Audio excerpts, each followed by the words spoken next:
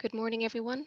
I'm delighted to be able to present our findings from the work we have conducted looking at the nutritional quality of food in social and activity centres for children.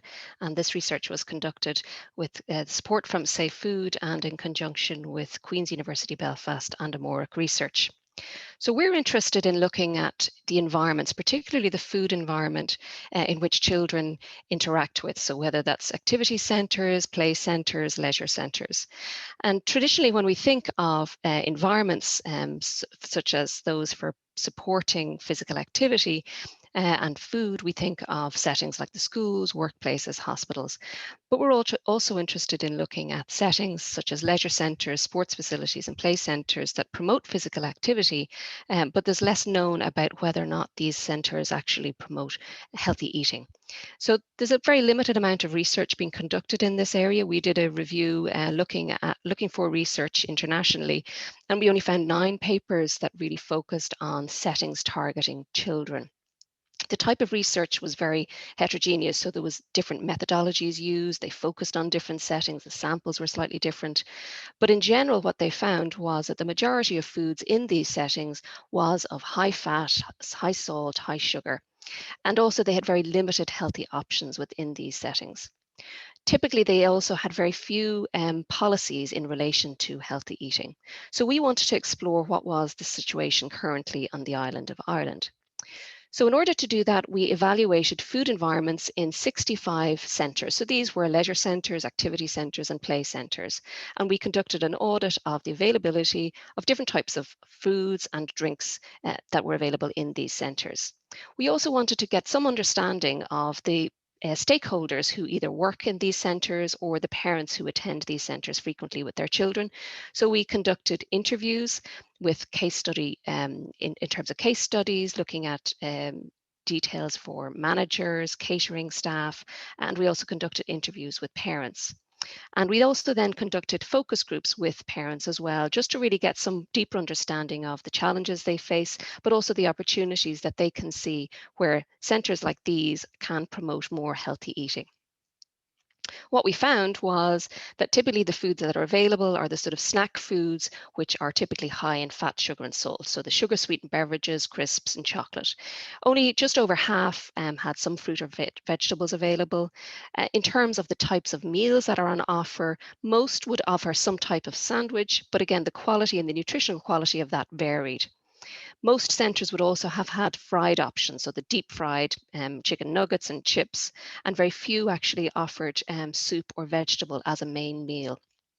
Vending machines were present in just over half of the centres, and while most vending machines stocked water, a lot of these vending machines also were very much stocking things like sugar sweetened beverages, chocolate, and crisps, and very few actually had healthy options available.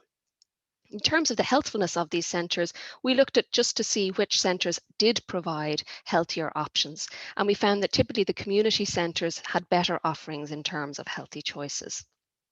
In terms of the attitudes, we found that centre managers were very much about concerned with their business and obviously concerned with competitors, but also in terms of maintaining freshness of the foods that they provide. So particularly in terms of food safety and quality. However, they did say that they would consider healthy options if practical solutions were provided for them.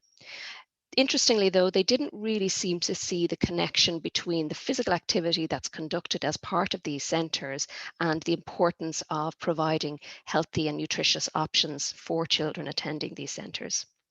In terms of the parents, we know that they are faced a lot of the time with challenges, from their children who are really sort of seeing foods that they are available and maybe placing demands on the parents. So they do find that they have to compromise quite a lot of the time. But also in terms of the offerings that they have in these centres, they felt that a lot of the times they were adult portions rather than child portions. They tended not to have very healthy food available. There were a lot of fried options, and also the cost of a lot of these foods in these centres can be quite expensive. The recommendations that we would have are simply for these centres to make healthier foods more available. So providing certainly 100% sugar-free drinks, making sure that there are half portions as options for children, and increasing not only the availability, but also the promotion of things like fruit and vegetables as healthy options. Ensuring that these centres have at least 50% of the meal type of foods that are not a fried option. And similarly, in terms of promoting healthy eating, but also making sure that the sort of confectionery, high salt, sugar, fat products are not promoted within these particular centres. We also feel there's a role in terms of either regional or national environments in terms of developing nutritional standards for these types of centres, and particularly for those that are publicly funded. These centres could also maybe employ the audit tool that we have developed here to try and monitor and maintain a balance in terms of the healthy options that are available. And also to help support centres to make changes, there really should be some materials or toolkits designed to help them actually implement those types of changes. And finally, we feel it's necessary to also support parents who see that there are changes needed to be made, and that we can support those parents in advocating for changes, particularly in their local communities. So thank you very much for listening, and I'd like to acknowledge our research team within UCD and our colleagues in Queen's University Belfast and Amórach Research. Thank you.